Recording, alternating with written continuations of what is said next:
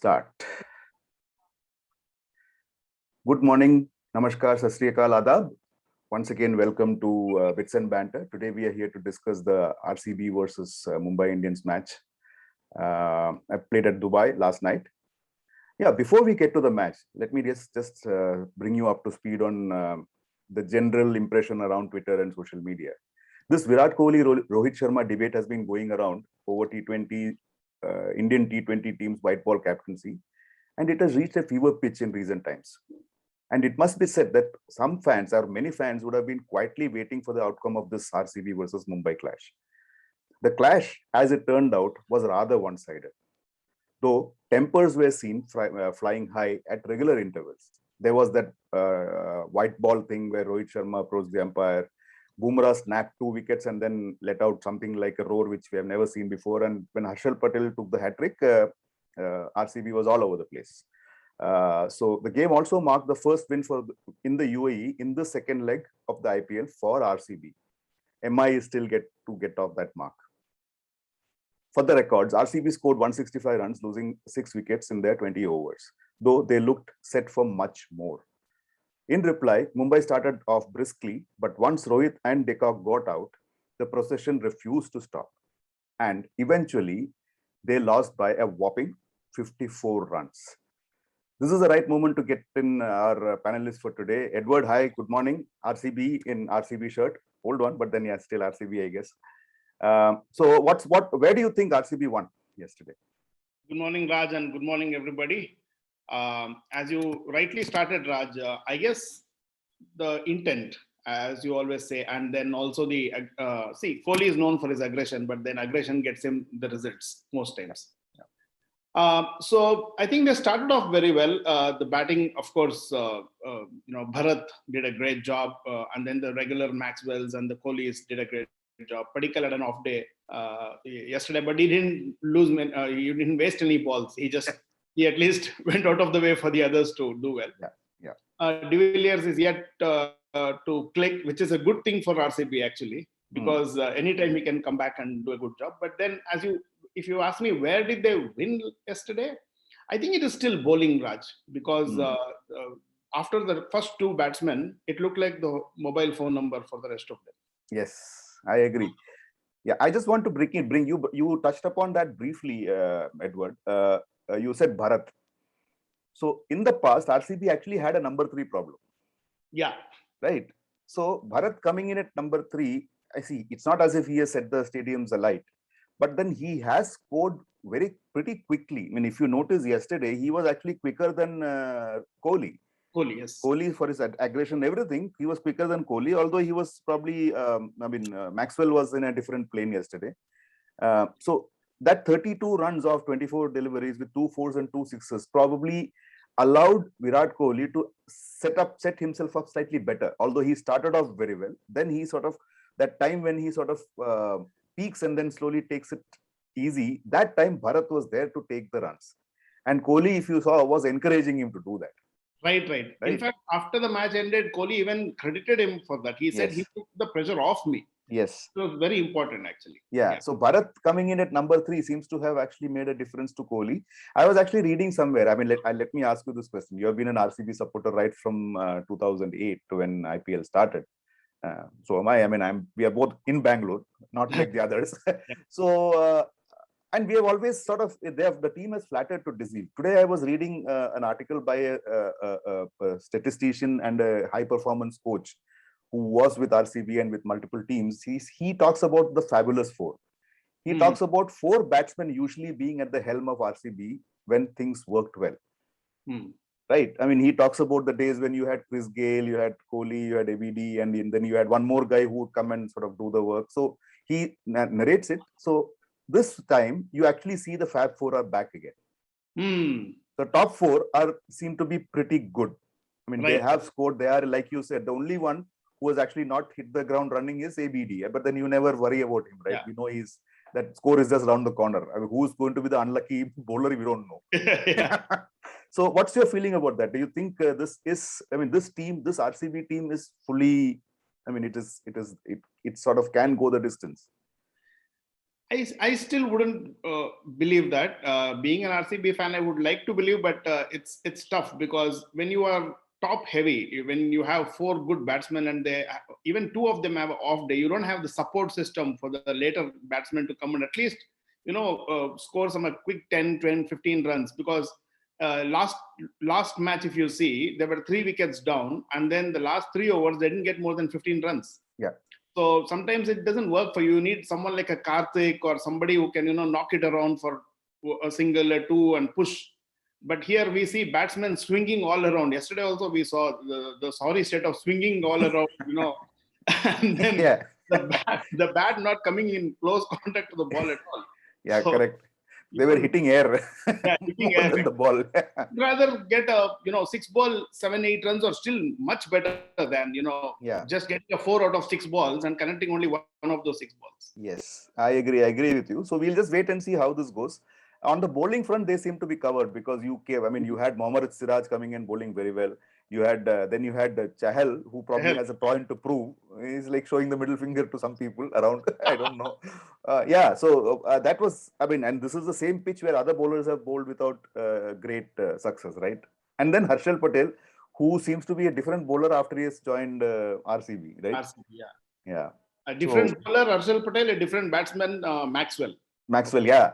And we all think that players usually, if not always, most times are uncomfortable with Kohli's captaincy. Yeah. But there are a few people who have come into his side and then they are doing well. So yeah. So it's pretty weird. See where you talk about Kohli being that aggressive leader, and then other people not liking the aggression. And here are two guys who seem to be thriving on that. Thriving, yeah. So where do you think Mumbai actually lost? Well, let us go to the other team now. I think Mumbai basically in the second leg they have started off on the wrong foot, and then this announcement by I have a feeling that Rohit Sharma is making a difference. See, what's happening is possibly we don't know if it's true. Yeah, obviously, yeah. Because Kohli has announced this, and then Rohit kind of knows that he is next in line. He's pressurized, I believe, to perform and show the results, and it is a wrong time for him. If you see in the post match, they showed one picture of his where he is doing all this, and it shows that it was not for the match. It was for the upcoming future where he can be looked at as a captain. Yeah, I sort of tend to buy into that. I would say, yeah, see, that it's an extra pressure that, like I said, I introduced saying that this has been seen as a matchup which is not required, and you don't even know whether Rohit will be the captain. Exactly. That is for the future, right? But the worst part is even KL Rahul is not doing very well. No, that is the bigger problem. So that is where I was coming to, because see, you said that these guys have not hit the UAE leg very well. Mumbai, but I don't think they have arrived in this T20 at all. They have not had a good performance apart from the first or second, a couple of early matches. They have not had a good, performance or to remember. Usually what do you expect from Mumbai after winning five trophies? And we all know that, okay, these guys are, they are what they are. But then what have you got? They have won 4 matches. It's not as if any of the 4 matches they won out of a position of distress or anything. It was a basic stuff that they did. And the bigger problem is the middle order seems to be like the Indian team middle order of late. There's a middle disorder there. None of the middle order guys are clicking. And all of them are selected for the T20 World Cup, which is a problem. That is the worst part, actually. Yeah. So, and Hardik Pandya. So, look at it this way. I found it surprising that Hardik Pandya should walk in at, I don't know, whatever number he walked in. He walked in at number 7. So if he's not batting, he's not bowling, why is he there? Correct. So I feel something is really wrong, unless they are saying that, okay, like Mumbai Indians fans can always come and say, you know what, we are more conscious about doing well in the T20. We don't want to showcase our prowess here. All these players will play well in the T20. I don't know. I'm just making this up. So, but the team doesn't seem to be there. To me, a team which has won 5 tournaments, 5 championships, they don't seem to be there. To me, they're not there. This is not the Mumbai Indians that they are just losing steam just like that. Yeah. And they're Right. losing badly, Raj. As you said, Yeah. they're not just losing by a whisker or or one Two over whiskers. or Yeah. whiskers. Yeah, Yeah. they're losing pretty badly actually. Yeah. Yesterday we thought at the beginning RCB was 15 runs short, but then to Correct. win 56 runs Yeah. is like two ends Yeah. of. Yeah, seriously. See, when you score 165 runs, and then if you believe that you will win by 54, 55, whatever runs, I mean that is amazing, because you usually expect these matches to run, if not very close, they win by 15 runs, 20 runs. That is the way you expect. So these guys, I mean, they 18 or 19th over, they folded up, and like you said, the last I don't know. I mean, Eight nine batsmen, all of them looked like an international phone number. Yeah. And Right. seriously, it didn't make sense. So where do they go from here? Because RCB is, you can say they're sitting pretty, because they have 12 points. They need another. If they get 2 wins, they are confirmed of this thing. MI needs to have all 4 wins and then hope that other fellows do it for them. Right? That is where it is today in Yeah, terms from of. here, from here, Mumbai will go to Mumbai only.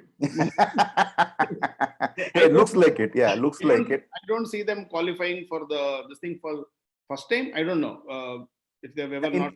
No, they have not qualified earlier also, but then I think it is in some time. This is the first time probably. First time. Yeah. So I don't see them qualifying, and if they have won only 4 out of 10, so as Punjab and Rajasthan Royals. Yeah, correct. So they're in not very good company over there. Yeah. I just hope that they get back some pride, get back to winning ways. Last 2-3 matches, they really win well, so that it augurs well for the Indian team when they go for the T20 championship, actually. Yeah. So I see the problem I see is that these guys have some matches against the bottom half. Pretty much most of the matches, I mean, are with the bottom half, except one, which is against Delhi Capitals. Okay. So that is where the challenge lies for Mumbai. So, I mean, I would sort of go with you and say, see, that if Delhi Capitals turn up there on that day, Mumbai doesn't have a chance. Yeah, I will put it that, yeah. Correct. So, yeah, so about today's match, very quickly, we'll go over to today's match. Today, we have, again, the bottom half teams playing, Rajasthan and Hyderabad. Where do you think this is going? It's very difficult to back Hyderabad at this point in time. Any other team on a day when they have a match against Hyderabad seems to be doing better than them. So yeah. I think Hyderabad has lost it. They themselves may not be very motivated to do anymore, especially in the scenario of this bubble and all that. They may want to go back home as soon as possible to their comfort zones. Yeah.